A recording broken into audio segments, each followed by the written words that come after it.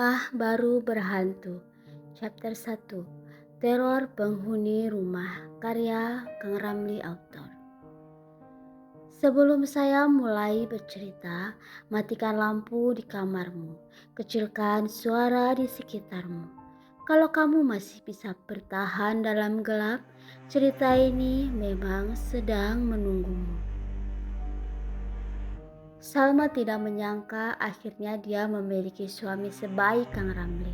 Walaupun masa lalu mereka berdua jauh dari kata mulus, mungkin lebih seperti jalan yang penuh lubang dan tikungan tajam.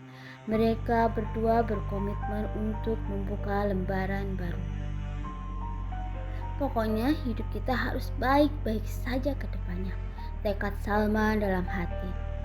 Usia mereka yang masih muda memberi banyak peluang, termasuk peluang untuk belajar dari kesalahan.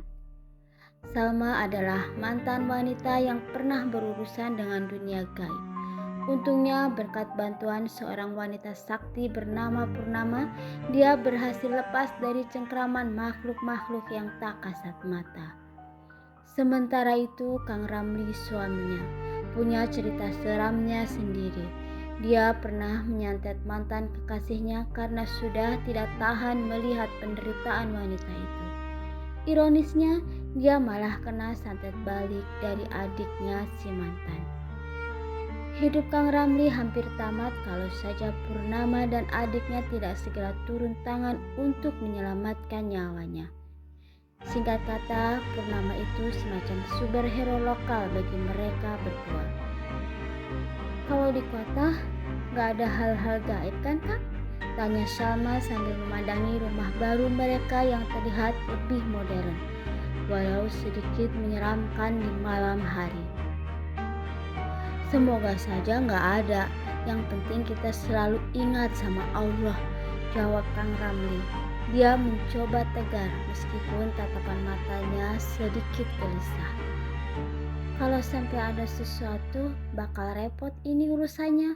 Purnama kan jauh, gak mungkin dia mau datang cuma buat usir setan, gumam Salma sambil memeluk suaminya. Mereka baru saja pindah ke kota dan menempati rumah yang sudah lama Kang Ramli beli. Katanya, pindah rumah di awal kehamilan lebih baik, karena pindahan di usia kandungan tua itu rawan bikin masalah, kata orang tua zaman dulu.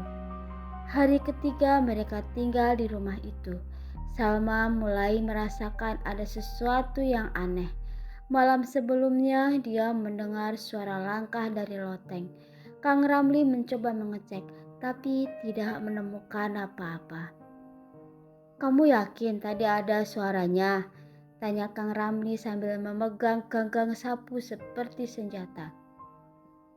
Kang, aku ini lagi hamil, bukan halusinasi, jawab Salma setengah kesal dan setengah takut.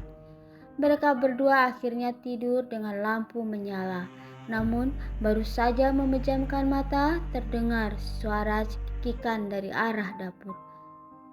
Siapa yang cekikikan tengah malam? Kata Kang Ramli berusaha bangun dengan rasa malas, dan pada akhirnya dia melangkah untuk membuka pintu kamar. Siapa yang ketawa malam-malam begini? Kurang kerjaan ya? Tak ada jawaban. Tapi mereka sempat melihat ada bayangan hitam yang melintas sangat cepat ke arah ruang tamu. Bisa gak sih aku pindah rumah tanpa ada bonus makhluk gaib? Gerutu Kang Ramli sambil membaca doa. Ya sudah, akang yang urus ya, aku mau tidur lagi, kata Salma sambil menutupi kepalanya dengan selimut. Kalau mereka mau ngobrol, suruh tunggu sampai pagi aja. Keesokan paginya, pembantu baru mereka yang bernama Wati baru saja datang. Usianya terbilang masih muda, wajahnya cantik dan orangnya sangat sopan. Tapi entah kenapa, Salma merasa ada yang janggal dari pembantu barunya itu. Kok pembantunya cantik banget sih? Gak ada yang lebih tua dan yang biasa aja, Salma mengeluh dalam hati.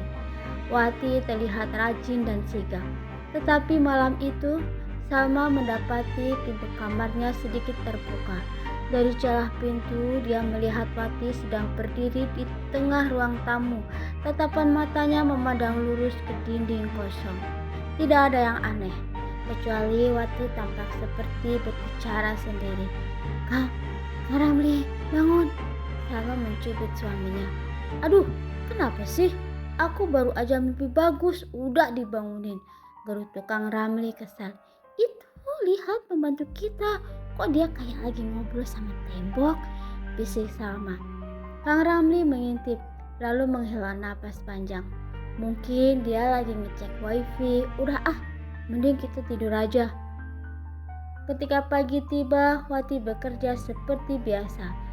Tetapi Salma tidak bisa melupakan kejadian aneh tadi malam. Ketika Wati sedang mencuci piring, Salma mencoba bertanya dengan hati-hati. Wati, kamu betah nggak kerja di sini?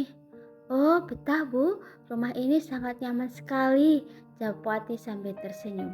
Tapi ada sesuatu di senyumnya yang membuat Salma merinding. Rumah ini juga ramai loh Bu.